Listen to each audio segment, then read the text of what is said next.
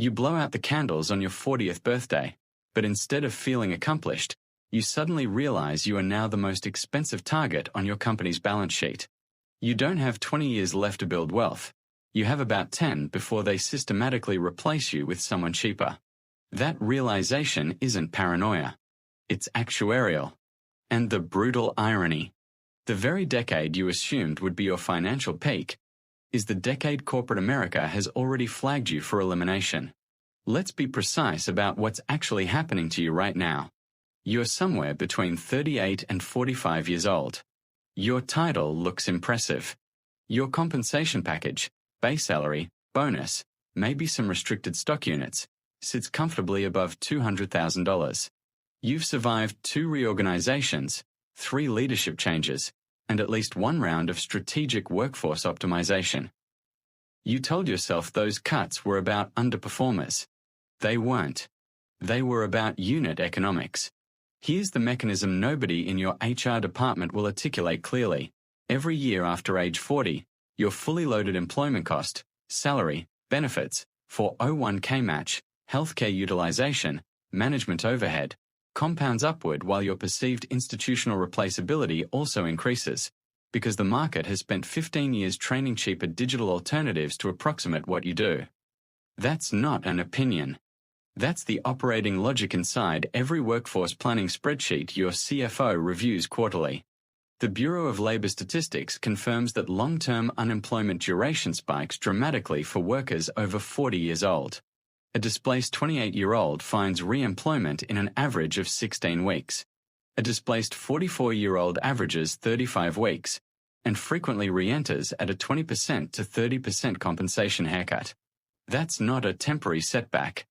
That's a permanent trajectory reset. And here's the part that should genuinely concern you. You've been mentally modeling your wealth accumulation on a straight-line income assumption that doesn't exist. I want to give this a proper institutional name, because naming a trap is the first step to escaping it. Call it the corporate lifecycle compression curve. Here's how it works structurally. Most high-earning corporate men experience genuine income acceleration between ages 30 and 42 years old. Promotions compound. Bonuses scale. Equity participation grows. The trajectory feels durable. It feels like a runway. But what the compensation data actually shows is a plateau that arrives faster than expected, followed by a quiet, invisible phase that McKinsey workforce analysts internally call stranded talent. Stranded talent means you're expensive enough to flag, but not senior enough to be untouchable. You're not the CEO. You're not the VP with board-level relationships built over 25 years. You're the $215,000 director of operations or the $240,000 senior finance manager, the exact cost center that restructuring algorithms identify first during a margin compression cycle. IBM faced a federal age discrimination lawsuit in 2018 that revealed internal documents describing their systematic effort to replace older, higher-salaried workers with what they internally called early professional hires. The affected employees weren't underperformers. They were experienced, decorated, expensive, and therefore, structurally inconvenient. That case wasn't an anomaly. It was an instruction manual that got leaked. Now run the math on what this actually means for your personal balance sheet. Assume you're currently 41 years old, earning $230,000 annually. Under your mental model, you assume steady income until age 62 years old. That's 21 more earning years. At flat compensation with no growth, that's a theoretical lifetime gross of $4,830,000. Now apply the realistic compression curve. You get displaced or restructured at age 47 years old, which is statistically the median displacement age for senior middle management in Fortune 500 environments. You spend 9 months unemployed. You re-enter at $175,000. You work to age 62 years old at that reset rate. Revised lifetime gross, $230,000 times 6 years, plus $175,000 times 15 years equals $1,380,000 plus $2,625,000 equals $4,005,000. That single displacement event just quietly erased $825,000 from your theoretical lifetime income.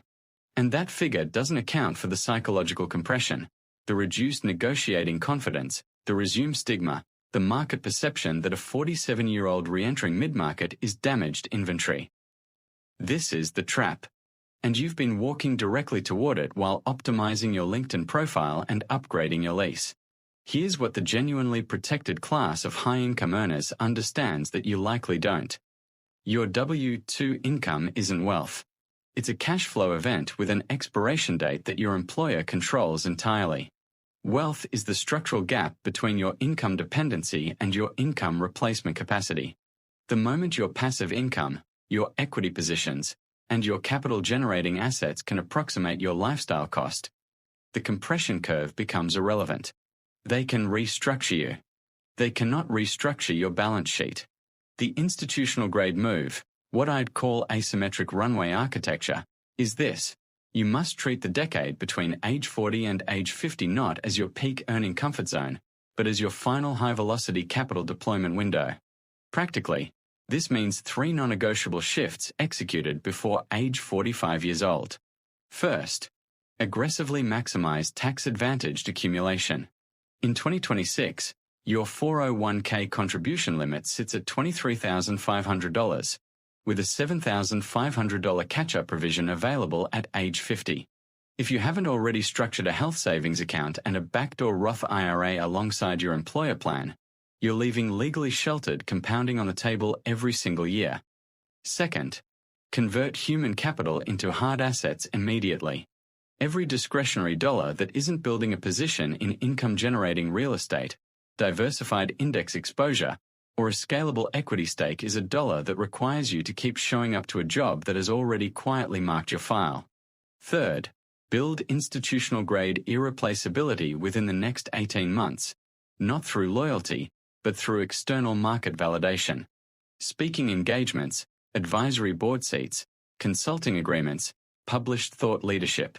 The executive who has an external market identity cannot be quietly managed out. The one who doesn't can. The terrifying reality of turning 40 years old in corporate America isn't the age. It's the false assumption that momentum is the same thing as security. Momentum is borrowed. Security is built. The same behavioral blind spot that makes high earners ignore the compression curve is the exact same mechanism driving them towards safe purchases that are quietly dismantling their net worth at the asset level. Click the video on your screen right now, and let's pull back the next layer to dissect how those 5 seemingly intelligent purchases are functioning as precision capital drains inside your personal balance sheet.